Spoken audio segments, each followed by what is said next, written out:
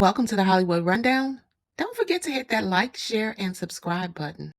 Hey guys, so welcome back to the channel. Today we're going to be diving into some serious tea about two of the biggest names in hip hop, at least in this generation. That's going to be Young Thug and Little Durk. But first, let me just go ahead and put this out there. This isn't about defending or condemning anyone. We're shining a light on how these men are being treated once they're no longer profitable or they step out of line. So let's go ahead and jump right on into it. So first up, let's go ahead and talk about Young Thug. Now let me tell you, this man, he was not just out here living the high life, among other things that we're not even going to get into, because that's a whole nother video. Thug owns a whopping 100 acres of land that his manager gifted to him on his 30th birthday, which is amazing. He named this property Slime City after his iconic trilogy of albums, and he was planning on doing some things. He wanted to build his own city, which included a water park, new homes, a camping site, a dirt bike trail, and even a venue for his annual Slime Fest. And let's not forget, he offered Kanye West as much of this land as he wanted to for his Yeezy stores.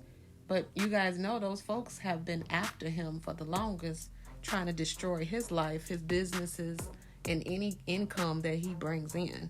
Anytime he make $1, there's a new lawsuit launched. But that's another story for another day. So let's put the attention back on Young Thug. Without going into all of his court cases and everything, there is a theme here. So this is where you guys chime in the comments. Is there a new agenda to drain these artists of their wealth in court with mounting legal fees? Is this a distraction for a certain demographic during this election season? Or is this because the music business is over? They want to remove the wealth from these men and make sure there is no real power amongst the black community. Let's be real. They've been known what these men were about. It was okay until they no longer are profitable or they can no longer be controlled. Chime in the comments. I want to know what you guys think.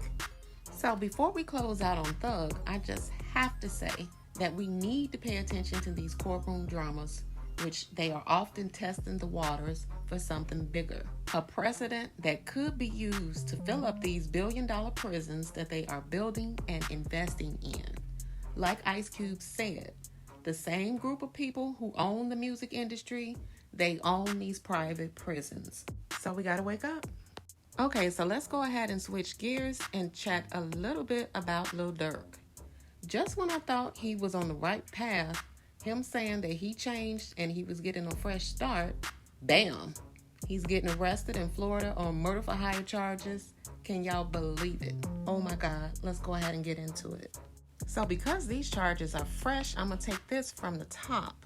According to reports, he's tied to an indictment involving a plot against rapper Quando Rondo, who's been in some serious drama himself after losing his cousin. The authorities are saying that members of Durk's label, OTF, were trying to carry out a hit. This is crazy, y'all. So now we're looking at Rico charges. And let me break this down. They need to show that at least 2 crimes were committed within a decade by this so-called enterprise, which can be anything from a street gang to a corporation. This is serious business. The indictment details how these men allegedly booked flights and secured weapons to hunt down Rondo. Officials allege that the people connected to the OTF group used a credit card associated with the organization to book the plane tickets to Los Angeles in the month of August 2022 with the intent on locating Rondo. So upon their arrival in Los Angeles and getting their hotel room, they went out, they rented 2 vehicles that the men used to follow Rondo and his 24-year-old cousin. When Rondo and Robinson stopped at a gas station, Houston, one of the accused, drove into a nearby alley. At this point, Jones, Lindsay, and an unidentified third man allegedly approached and carried out the shooting. Come to find out, Rondo, he wasn't even injured. His cousin, however, did not make it. He was killed. So after the shooting, the men allegedly went to a restaurant to discuss payment. Later that day, a credit card linked to OTF was reportedly used to purchase plane tickets to Chicago. So they left a trail of breadcrumbs, essentially. In a separate lawsuit filed earlier this month, Lil Durk is accused of being a part of a August 2020 gang-related shooting that killed rapper FBG Duck. FBG Duck, whose real name was Carlton Weekly, was shot in the Gold Coast by a group of masked men as he waited to enter the Dolce & Gabbana store. So yes, Lil Durk, he's got a lot on his plate. It appears authorities have the 2 cases that they need within a decade to pursue the Rico charges. So we're going to continue to follow this story. Let me know what you guys think down in the comments. Don't forget to hit that like, share, and subscribe button.